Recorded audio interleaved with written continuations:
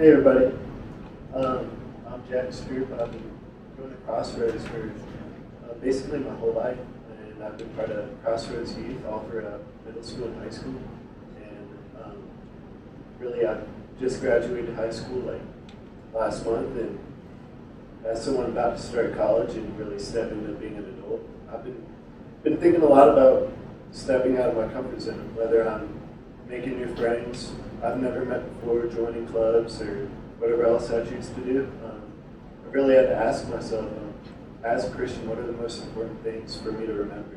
To resist falling into a kind of a comfort zone, a state of comfort where I'm not really relying on God as much as I should. And when thinking about this question, when pondering this question, God's really reminded me that the moment we give our lives to Jesus, we're no longer meant to blend in. We're no longer meant to fit in with the world, and we're called to be bold. We're called to stand out. And we're called to trust God when He asks us to step into something new. Ultimately, we're made for more, and since we're made for more, we're set apart from the world when we choose to follow Christ. If we look at 1 Peter chapter 2, verse 9, it says, "But you are a chosen people, a royal priesthood, a holy nation, God's special possession, that you may declare the praises of Him who called you out of darkness into His wonderful light." This verse really emphasizes that we as believers, we're a group chosen by God, and we're separated from the world. We're called to reflect His glory and share His message of salvation. Simply, like, if the culture tells us to fit in, to be like everybody else, Christ tells us to do the complete opposite of that and stand out. I mean, we may hear time to time, like even in secular environments like school, work, whatever, that they want you to stand out and be yourself rather than fit in, and that's good, but God calls us to do this and more.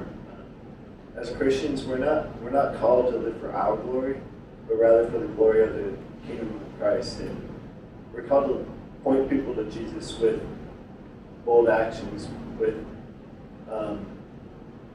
the way we form relationships with people, the way people see how we act and reflect Christ in our lives. Personally, when I've tried to go about fitting in with a certain friend group or conforming to the world's standards rather than being the person that God's called me to be, I really ended up not feeling fulfilled or happy. And in the grand scheme of things, but being set apart doesn't mean that life gets any easier, really. Really, it means that when we're set apart by God and we fully commit our lives to Him, it makes life eternally more meaningful. And because, like I said before, we're made for more. God calls us to bold actions that really we may not always feel comfortable committing, or we may not always be capable of committing, but Jesus didn't die on the cross so that we could be comfortable. He really did so that we could live boldly and commit to the calling He has for us. And really, I think comfort can be the enemy of our calling many times. I really like Matthew 14, especially the story of Jesus walking on water. In this story, Peter and the other disciples of Jesus, Peter especially had to step out of the boat to walk towards Jesus in the Sea of Galilee. And him and all the other disciples, they were in complete fear. They thought Jesus was a ghost. They were just consumed with fear. And also the boat they were in, I kind of feel like it brought them security. And it kept him from doing something that he didn't think was possible. But Jesus called Peter to commit a very bold action in walking on water in very uncomfortable circumstances in a stormy Sea of Galilee to be with Him. And I think He does the same with all of us. But just like Peter, we'll sink and we'll fail if we don't fully rely on God. Fortunately, Jesus was still present with Peter in this very trying situation, but he's just like he was present with Peter in that very tough situation. He will be there with us in the toughest moments of our lives. And I think staying in a boat or staying in a comfort zone, it may feel safe, but ultimately it keeps us from trusting Jesus fully and maturing in our faith. When I think back to when I went on the Baltimore mission trip last summer, I know a lot of people in this room were on that trip, and a lot of us had no idea what to expect, especially me. We were walking into neighborhoods we weren't familiar with. We were talking to people we didn't know, complete strangers really. We were praying with those people as well. A lot of y'all were on the roofs of houses and doing some stuff that I couldn't do, but I mean, that could have been terrifying for a lot of us.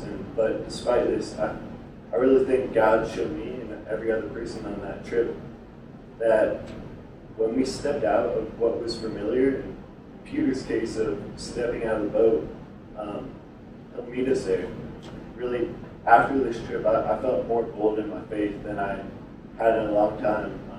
Really, not because I had it all together, but because I knew God was with me. But really, God doesn't call us to be bold just on a mission trip. He calls us to be bold every day in our schools, in our friend groups, on our sports teams, and even in the most uncomfortable places. But we can be bold because God is with us. If we look at Joshua chapter 1, verse 9, it says, "Have I not commanded you? Be strong and courageous. Do not be afraid. Do not be discouraged. For the Lord your God is with you wherever you go."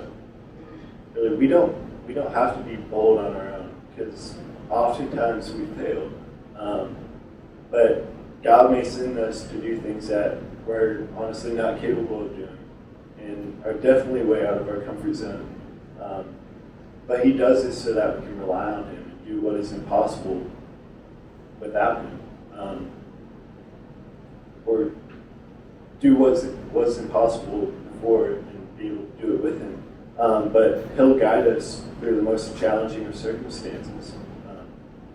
We're really blessed to pray to and serve a God that will guide us to complete tasks that seem challenging or may be impossible if we do it on our own, but we get to fully rely on Him. A couple of months ago, I didn't think I would be on this stage giving this sermon, and I was really concerned about whether my words would be able to benefit anybody here or make sense to anybody, but I really realized that, like I'm talking about in this sermon, that when I act boldly in Christ, He'll overpower my doubts and my worries, and I hope He'll be able to speak through me. So,